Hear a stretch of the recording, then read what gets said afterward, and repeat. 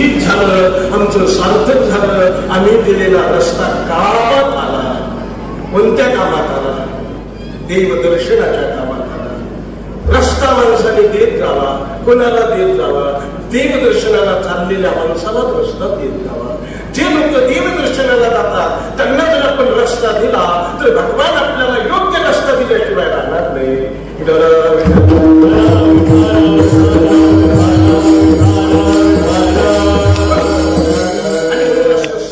काही समाजाचं, गावकऱ्याचं, गोरगरिबापासून श्रीमंतापर्यंत सर्वांचं योगदान या कार्यामध्ये निश्चित आहे. आपल्या मतदारसंघातील सर्व पदाधिकाऱ्याचं सहकार्य या कार्याला नक्कीच आहे. आणि म्हणून सर्वांचाच हा खेळ असल्यामुळे मेळ मिळावा लागतो. आणि म्हणून गावातील तरुण, लहान मोठे सर्वांनी रात्रंदिवस परिश्रम केले आणि त्या परिश्रमाचं श्रेय आज आपल्याला पाहायला मिळालं की ते आता भव्य दिव्य मंदिर उभा राहणार आहे आणि त्या मंदिराचा कळस पाहण्याचं भाग्य आपल्याला लाभणार आहे. कळस दिसल्यानंतर जे कोणी जगतील ते म्हणतील झाली आमची मंदिराचा कळस आम्हाला दिसायला लागला. अति सुंदर भव्य दिव्य वातावरणात हे सगळं निर्माण होत आहे. माणूस कोणताही एकटा निर्माण करू शकत नाही. सर्वांचं तुमचं योगदान आहे. देव येत असताना वैदिक मंत्राच्या आह्वानाने देव येत असतो नंबर 1. नाही जमलं तर साधू संतांच्या भजनाने, अभंगाने देव येत असतो नंबर 2.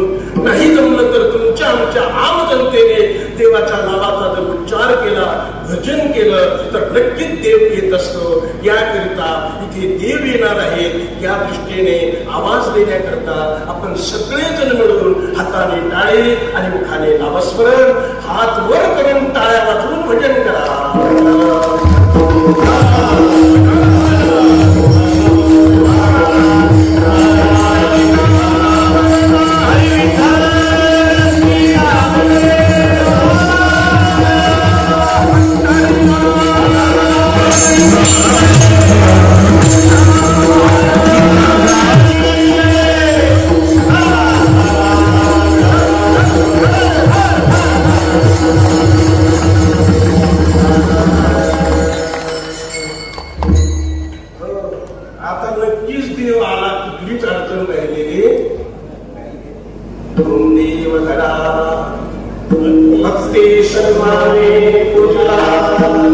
अशा पद्धतीने भगवंताची संगती करा, देवाची संगती करा.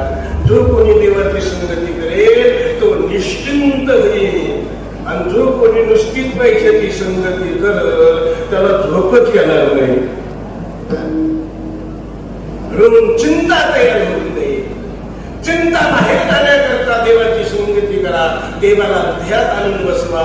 चिंता शिल्लकच राहत नाही. चिंता ते पळाली आज गावकरी मंडळीला कसली चिंता राहिली नाही. किती मोठा पाऊस येऊ द्या, गेली गोवर्धन काही चिंता आहे. गावकरी मस्त मनमात बसलेले आहेत म्हणजे येऊ द्या, कितीही पाऊस येऊ द्या, अडचण नाही.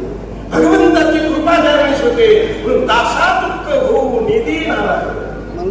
नारायण दासा दुःख होऊ देत नाही. स्वच्छ आणि निर्मळ भावनेने जर आपण परमार्थ करायला लागलो तर आपल्या जीवनात ते दुःख कधीही शिल्लक राहणार. या भावनेने भगवंताची संगती करा.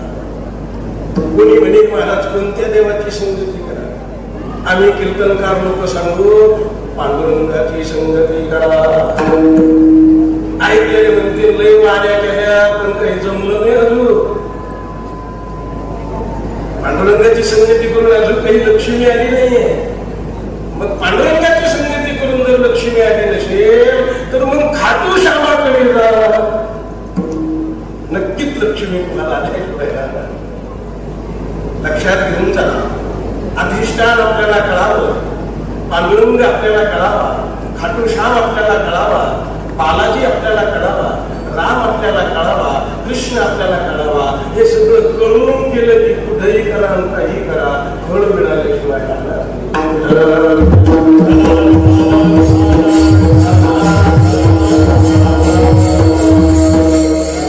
पण समाजाला देव कळत नाही.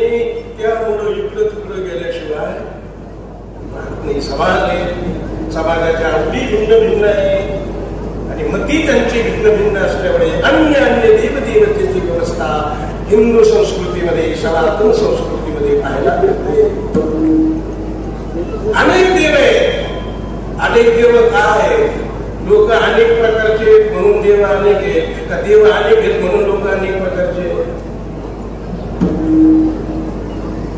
काय उत्तर आहे? याचं उत्तर हे, लोक अनेक प्रकारचे असल्यामुळे शास्त्राने त्याच्या करतात तसे तसे देव निर्माण केले. कोणी म्हटलं आम्हाला खाटूश्याम आवडतो, म्हटले जा तिकडं. कोणी म्हटलं राम आवडतो, म्हटले जा तिकडं. कोणी म्हटलं कृष्ण आवडतो, म्हटले जा तिकडं. कोणी म्हटलं विठ्ठल आवडतो, म्हटले जा तिकडं. कोणी म्हणे सुखमुनी आवडतात, म्हटले जा तिकडं. कोणी म्हटलं आम्हाला म्हसोबा आवडतो. म्हणून ज्याला जो देव आवडतो तशा तशा देवतेची व्यवस्था शास्त्राने आपल्याला दिलेली आहे. पण लक्षात ठेवायचंय, आपलं जीवन परिपूर्ण होण्याकरता एक शुद्ध निर्गुण निराकार परब्रह्म आहे आणि त्या परब्रह्माचाच अंशाने सगळ्या देवदेवतेची व्यवस्था आहे. म्हणून जो देव आपल्याला जे देतो त्या त्या देवतेची आराधना केली पाहिजे. आपल्याला बुद्धी अपेक्षित आहे, सूक्ष्म बुद्धी झाली पाहिजे. पण त्या देवाबद्दल भैरवाकडे जावं नाही. आपल्या शास्त्राने व्यवस्था केली.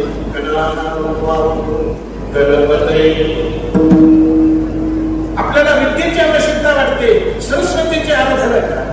आपल्याला लढा वाटतं पण रामचंद्राकडे जा. आपल्याला जे काही करावं वाटतं तशा तशा व्यवस्था शास्त्राने आपल्याला दिल्या आणि त्या पद्धतीने ही देवदेवतेची व्यवस्था असल्यामुळे आपण सर्वजण मोठ्या श्रद्धेने भावनेने देवाकडे गेलं पाहिजे. पण समजून देवाची आराधना करीत चला.